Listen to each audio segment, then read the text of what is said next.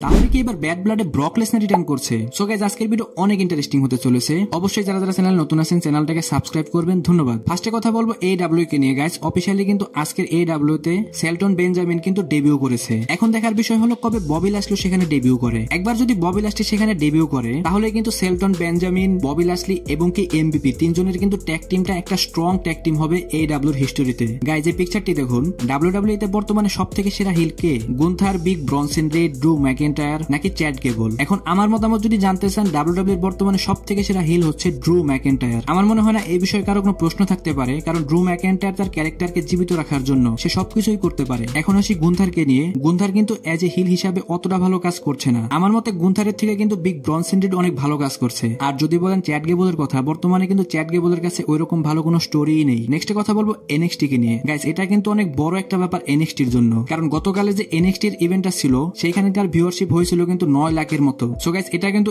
NXT এর জন্য একটা হিউজ নাম্বার। এখন এত ভিউ হওয়ার কারণও ছিল কারণ গতকালের যে ইভেন্টটা ছিল NXT সেইখানে ট্রিপল এইচ, দা মিস এবং CM পাঙ্ক এর মতো সুপারস্টাররাও ছিল। এবং কি মজার বিষয় হলো সেখানে কিন্তু CM punk as a guest referee হিসেবেও কাজ করেছে। সো গাইস, আমার মনে হয় না নেক্সট যে NXT এর ইভেন্ট গুলোতে হবে সেখানে এত নাম্বার হবে। গাইস, কি হতে যাচ্ছে ব্যাড ব্লাডে CM পাঙ্ক ভার্সেস ড্রু ম্যাকেন্টায়ারের হেল ইন দা সেল ম্যাচে? এবং কি এখানে কে জিততে চলেছে? এখন গাইস, যেমনটা আমরা জানি একটা ম্যাচে ড্রু ম্যাকেন্টায়ার জিতেছে, একটা ম্যাচে CM পাঙ্ক জিতেছে। এখন যে তাদের ব্যাড ব্লাডে ফাইনাল ম্যাচ হবে এখানে 100% শিওর এখানে CM পাঙ্ক জিতবে। এর কারণ হচ্ছে CM পাঙ্ক যে কত বড় একজন সুপারস্টার সেটা কিন্তু সবাই জানে। এছাড়াও সার্ভাইভার সিরিজে যখন CM পাঙ্ক রিটার্ন করে তখন থেকে এই পর্যন্ত তাকে কোনো একটা বড় ম্যাচ এবং কোনো একটা বড় টাইটেলও জিতানো হয়নি। সো গাইস, এখানে কোনো সন্দেহই নাই ব্যাড ব্লাডে যে হেল ইন দা সেল ম্যাচ হবে সেখানে CM পাঙ্কই জিতবে। গাইস, অনেকগুলো গণমাধ্যম এটাও বলছে যে ক্রাউন জুয়েল যে ইভেন্টটা হবে সেইখানে কোডি রোজ ভার্সেস দ্য রকের ম্যাচ হবে। কিন্তু গাইস, এটা সম্পূর্ণই ফেক, কারণ কোডি রোজ ভার্সেস রকের ম্যাচ কিন্তু রাসেলমিনিয়ার ম্যাচ। এই ম্যাচটা কখনোই এত ছোট ইভেন্টে হবে না, কারণ দ্য রক এত বড় একজন রেসলার যে কিনা রেসলিং ওয়ার্ল্ডের সব থেকে জনপ্রিয় সুপারস্টার, তাই সে এত ছোট ইভেন্টে কখনোই রাসেল করবে না।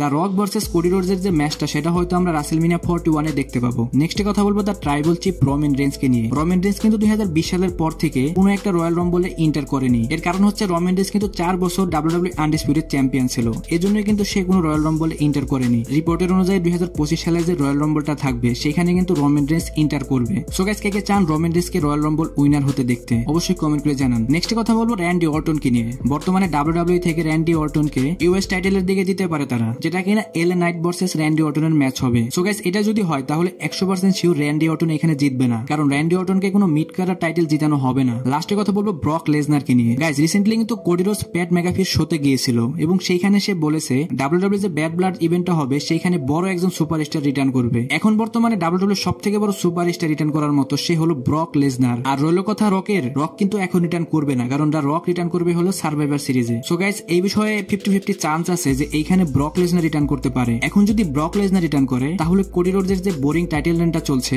সেটা আরো ইন্টারেস্টিং হয়ে যাবে। এবং আমি মনে করি এটাই হলো WWE এর জন্য বেস্ট ফর বিজনেস, কারণ ব্রক লেসনার এমনই একজন রেসলার যাকে কিন্তু WWE থেকে যে কোনো রাইভালরিতে দিতে পারে, হতে পারে সেটা গুন্থারের সাথে, রোমান রেন্সের সাথে এবং কোডি রোডসের সাথে। সো গাইস, কে কে চান ব্রক লেসনারকে আবার WWE তে দেখতে অবশ্যই কমেন্ট করে জানান। সো গাইস, আজকের ভিডিও এই পর্যন্ত। রেসলিং সম্পর্কে সমস্ত নিউজ এবং আপডেট জানার জন্য আমার চ্যানেলের পাশেই থাকবেন। ধন্যবাদ।